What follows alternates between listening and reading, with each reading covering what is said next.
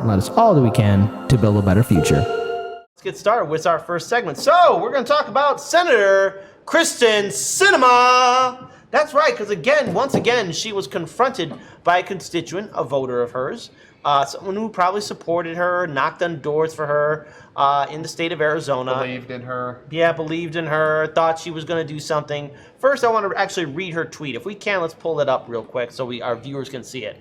So, because we got a video that's very difficult to watch, but I just wanted to first read her tweet. Still can't believe she was apologizing to Senator Tim Scott, of all people, for my presence in asking her very reasonable questions. So, again, questions. The thing is, if you're a politician, you're supposed to be confronted by, again, your constituents.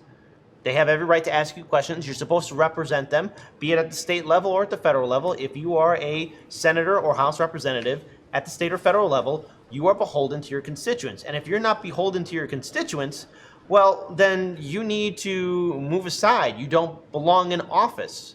And so the sad fact is that when we look at politicians, they're so used to basically answering to their number one constituents, and that is Wall Street executives, big banks, and major corporations. Let's face it, right now, in this day and age, Americans are struggling day in, day out just to make ends meet. Americans right now are at risk of being evicted from their homes and apartments, and I think it's very reasonable for anyone, be it a Democratic voter, a Republican voter, or an independent voter, to really ask their senator or House representative reasonable questions like, how come you're not doing more for us? Why is there so much gridlock? Here, let's check out this video here. And again, it just shows you the mindset of some of these politicians. And let's go ahead and play it. Let's play it. You'll see it for yourselves. I'm from Tucson, Arizona. I think it's and I am wondering, quite interesting. I know you've met with dozens of lobbyists. I did not touch you. Can you pause it real quick? Pause it. Now, again, in that video, that woman, that constituent who's talking to Senator Sinema in the blue mask, wearing the red glasses, of course, she did not touch Senator Sinema. Mm-hmm. Because Senator Sinema is saying, wait, please don't touch me. Mm-hmm. She did not touch the senator. Mm-hmm. I just want to make that very clear. Can we rewind it back and play it again, please?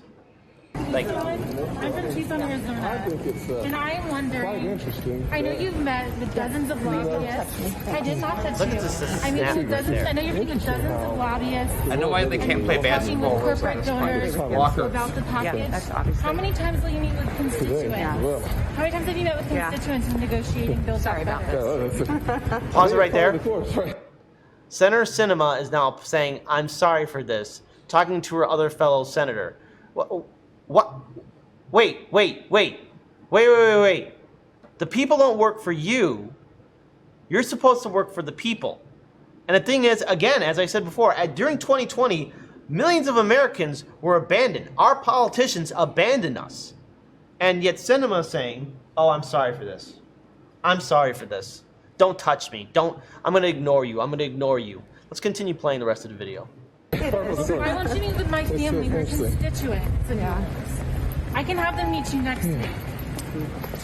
Every single year in Arizona, it's getting hotter and hotter. We're breaking records. Integrity. There's either no monsoons or it's the longest season. People are suffering. Your constituents are suffering. What are you going to do about climate change?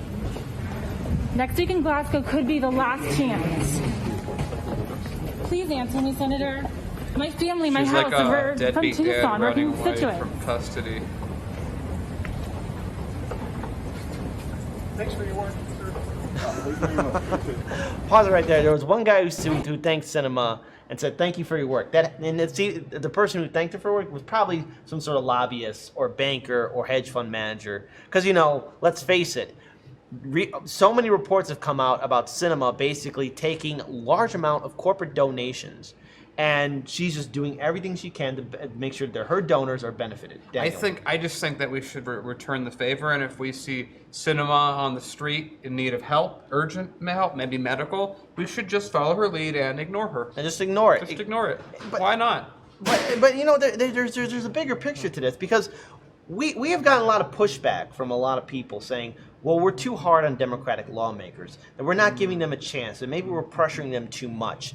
But the thing is, we have to, because in theory, as you said on the show, as we have all said on the show, the Democrats have a winning strategy if they ever decided to use it. And also, I don't know if anyone notices, but They happen to be in power, and it's really funny because I remember, I forget what it was, it might have been 2AT or MSNBC, I can't remember, they kind of all, I memorized them all kind of the same way. It's a blurring it effect. blurs together, Yeah. You see them all there together. They were making the point about, like, you know, we went after Trump when he was in power because obviously he's in power and that's what you got to do.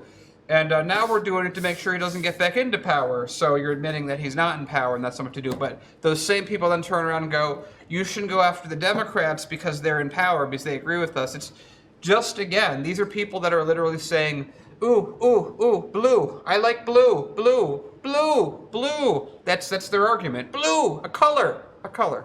A color, but again, look, when we covered on the show when Sinema was confronted by those heroic activists who actually confronted her at her workplace and even followed her on the airplane too, this is Sinema's MO.